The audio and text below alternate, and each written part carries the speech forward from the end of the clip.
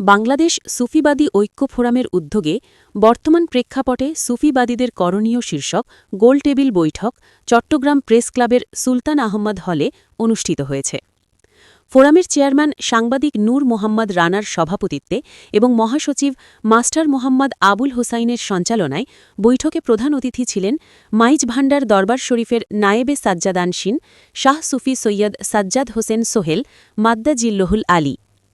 মুখ্য আলোচক হিসেবে উপস্থিত ছিলেন আহলে সুন্নাত ওয়াল জামায়াতের কো-চেয়ারম্যান অধ্যাপক আল্লামা মুফতি সৈয়দ মুহাম্মদ ওশিয়র জারমান আল কাদেরী মাদ্দা জিল্লুহুল আলী। বৈঠকে বক্তারা বলেন, সুফিবাদী ইসলামের শান্ত ও মানবিকতার নির্যাস, যেখানে উগ্রতার স্থানে জোর দেওয়া হয় ভালোবাসা, সহনশীলতা ও মানবিক ইসলামের ওপর। অশান্ত বিশ্বে শান্তি ও সম্প্রীতি ফিরিয়ে আনতে সুফি দর্শনের বিস্তার অত্যন্ত জরুরি বলে উল্লেখ করেন তারা। বক্তারা আরও বলেন, সুফি আস্তানা, মাজার ও খানকায় হামলার দ্রুত বিচার, মব সন্ত্রাস বন্ধ করা এবং সকল মতাদর্শের মানুষের ধর্মীয় উৎসব নির্বিঘ্নে পালনের নিশ্চয়তা দিতে হবে। দেশের বর্তমান বৈরী পরিস্থিতিতে সুন্নি সুফিবাদী তরিকতপন্থীদের ভেদাভেদ ভুলে ঐক্যবদ্ধ হওয়ার ওপর বিশেষ গুরুত্ব আরোপ করা হয়। বৈঠকে চট্টগ্রামের বিভিন্ন দরবার শরীফের আওলাদ, সাজ্জাদানশীন, উলামায়ে কেরাম, গবেষক, শিক্ষাবিদ ও সাংবাদিকরা আলোচনায় অংশ নেন।